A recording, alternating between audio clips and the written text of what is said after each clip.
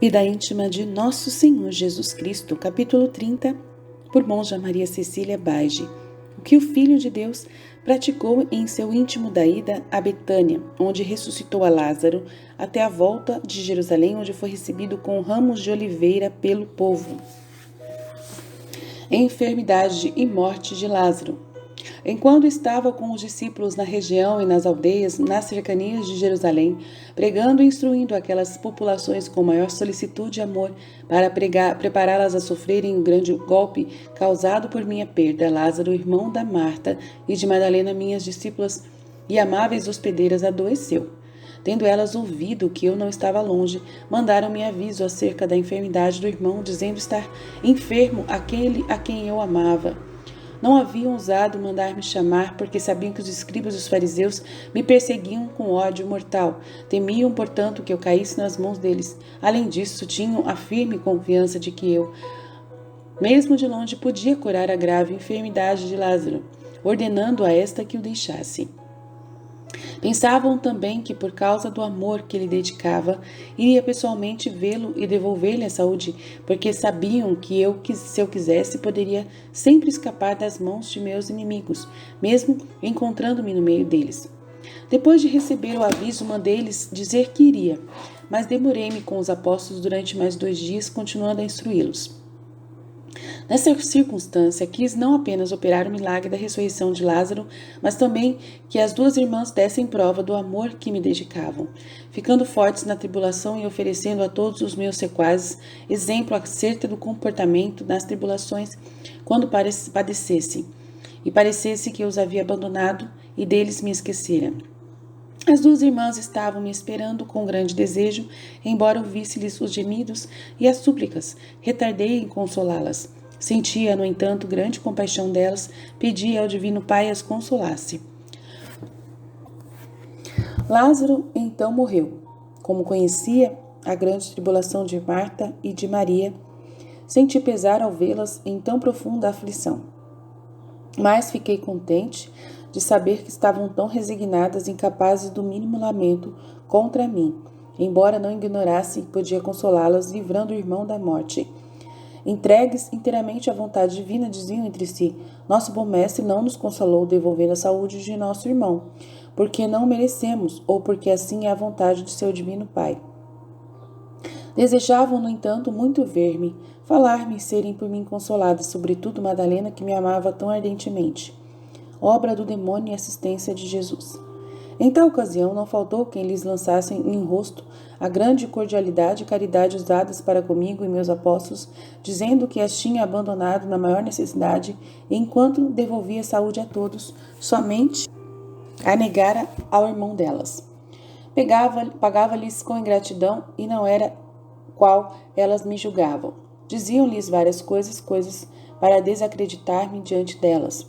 O inimigo infernal esforçava-se quanto podia por perturbar aquelas almas mediante sugestões, instigando meus adversários a falarem mal de mim, para que as 2 irmãs não fizessem caso de minha pessoa e desistissem do bem começado, especialmente Madalena, por causa da qual ele muito fremia, pois depois, devido à sua conversão, ele perdera numerosas outras almas, as quais, pelo exemplo dela, haviam começado a viver bem, tendo se retirado do mal que faziam. Via e ouvia tudo isso.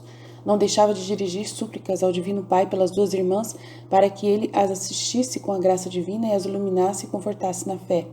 De fato, o Divino Pai não deixou de iluminá-las e confortá-las, e elas, sempre fortes e constantes no amor e na fé em mim, tinham esperança certa de que eu iria consolá-las. Nesta ocasião, não deixei de pedir ao Divino Pai desse a todos os meus irmãos, sobretudo a meus seguidores, graça, auxílios e luzes divinas em tais circunstâncias. Vi que muitos seriam atribulados de vários modos e censurados pela gente perversa, por causa dos obséquios e do serviço prestados ao Pai e a mim, enquanto no tempo da necessidade são abandonados por nós e suas súplicas não são atendidas. Via que o demônio afadigar-se-ia bastante neste ofício, mediante suas sugestões para fazê-los caírem na desconfiança e falta de fé, na devida bondade e misericórdia. Vi que em tal ocasião o inimigo infernal procuraria insuflar ódio contra mim no ânimo daqueles que me servem e me imitam. taxando-me de cruel e desapiedado. Vendo então tudo isto, orei ao Divino Pai e lhe supliquei ajuda e graça em favor daqueles de tal modo atribulados e tentados. Vi que o Divino Pai não deixaria de conceder a todos graças, luzes, auxílios particulares, a fim de poderem vencer o tentador e entregar-se em tudo e por tudo aquilo que o Divino Pai dispõe e permite. Vi ainda como muitos aproveitariam e servir-se-iam bem da graça mencionada, confundindo o inimigo infernal. Alegrei-me com isto, tributei graças ao Divino Pai. Senti, porém, amargura ao ver que muitos se deixariam vencer pelo inimigo infernal e pelos homens perversos, não escutando as inspirações divinas, não se servindo da graça que o Divino Pai lhes concede, cedendo à paixão para prestar mais ouvidos aos inimigos do que às luzes e à graça do amoroso Pai. Roguei então de novo por eles e ofereci ao Pai meus méritos, impetrando-lhes graça maior. Vi que, mediante esta, muitos se emendariam e arrependidos entregar-se-iam em tudo e por tudo às disposições divinas. Com isto me alegrei, rendendo graças ao Divino Pai, embora depois não deixasse de sofrer amargura ao ver o grande número dos que abusariam também desta graça maior. Tendo obtido isto do Divino Pai, agradeci-lhe em nome de todos os irmãos que o receberiam e a isto corresponderiam, pedindo-lhe consolá-los com a divina graça. Vi que o Pai o realizaria, louvei-o por causa de tudo e bendisse-o, e lhe agradeci. Em direção a Betânia. Depois da morte de Lázaro, dirigi-me com os apóstolos a Betânia para operar o milagre. Via que diante deste fato os fariseus enfurecer-se-iam mais do que nunca e procurariam de todos os modos matar-me, porque o povo acreditava em mim e muito me aclamava. Por causa disto, fui executar a vontade do Pai, porque tinha chegado a hora de iniciar minha tão acerba paixão. Olhava pela estrada o discípulo traidor que em breve devia trair-me.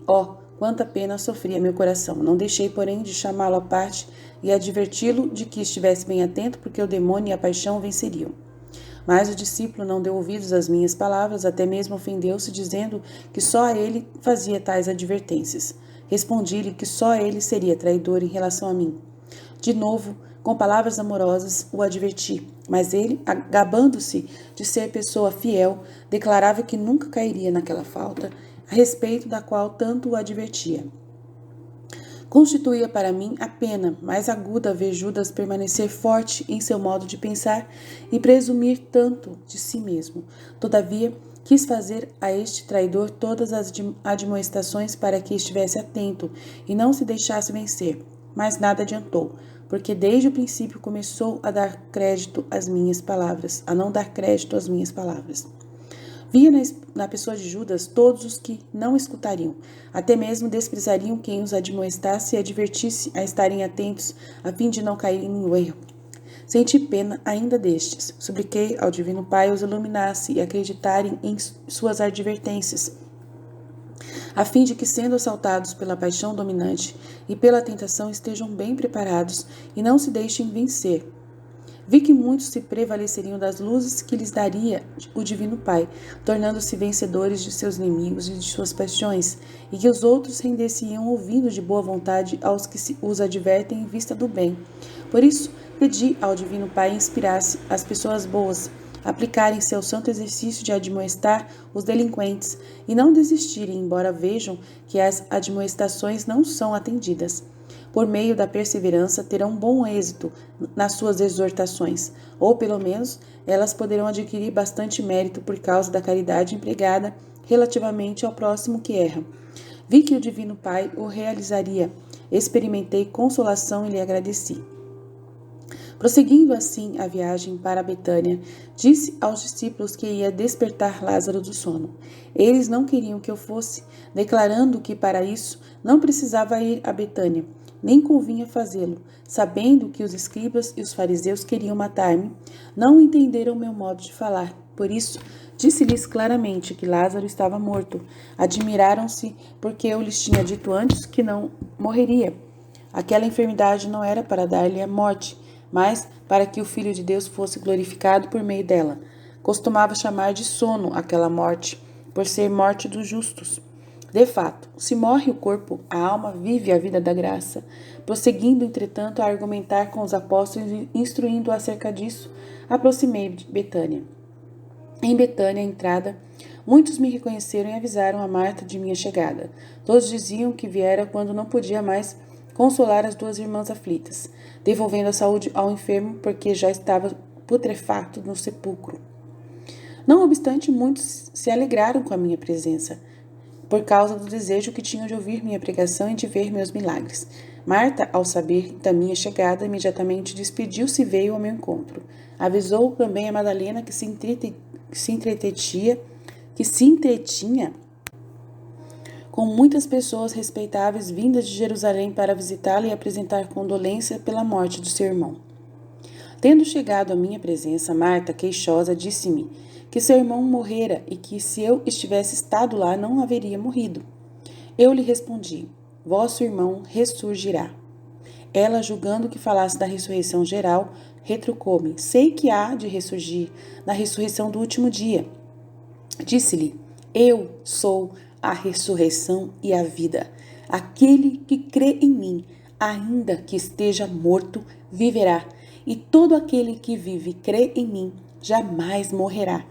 E perguntei-lhe se cria nisto. Respondeu que acreditava ser eu Cristo, Filho do Deus vivo, que viera ao mundo. Neste interim foi avisada a Madalena, que conversava com pessoas vindas de Jerusalém para consolá-la. Contaram-lhe minha chegada, levantou-se imediatamente e correu velozmente ao meu encontro. As pessoas que estavam com ela seguiram-na. Tendo chegado à minha presença, jogou-se aos meus pés, como costumava, e beijou-os. Diante deste fato, os que seguiam ficavam admirados. Inteiramente dolorida por causa da morte do irmão, chorava juntamente com sua irmã Marta. Circunstantes choravam também por compaixão. Jesus chora e vai ao sepulcro. Vendo sua dor, derramei lágrimas, permitindo que minha humanidade desse testemunho do amor que lhes dedicava. Tive muita compaixão delas, embora minhas lágrimas não estivessem isentas de um mistério, como ouvirás. Madalena, dominando um pouco o choro, disse-me: mestre, se estivesse estado aqui, meu irmão não teria morrido. Respondi que se consolasse, porque tal fato Deus seria glorificado. Todos os presentes, ao verem-me chorar, diziam unânime: vede como ele o amava, até derrama lágrimas por causa da morte dele e de compaixão das duas irmãs. Minhas lágrimas causaram profunda admiração, mesmo nos apóstolos, porque eu não costumava chorar. Por isso diziam: como nosso mestre amava Lázaro, chora também com as duas irmãs. Percebia tudo isso, entretanto, estando ali todos pesarosos, perguntei onde estava Lázaro e pedi que me conduzissem para junto dele ao sepulcro. As irmãs e os outros aconselharam-me a ir antes repousar um pouco, por ter chegado com os discípulos muito cansado e aflito, mas quis imediatamente ao lugar onde estava o defunto. Conduziram-me ao sepulcro. Todos os presentes seguiram-me para ver o que faria. Conforme meu costume, dava-lhes no caminho várias explicações com a habitual sabedoria e todos ficavam instruídos.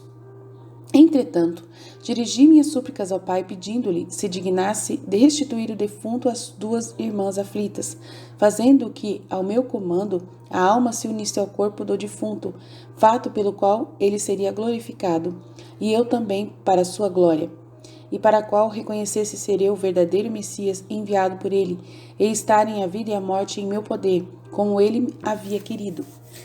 Enfim, que pelo dito milagre se convertessem muitos os presentes. O Divino Pai concedeu-me enquanto lhe pedi.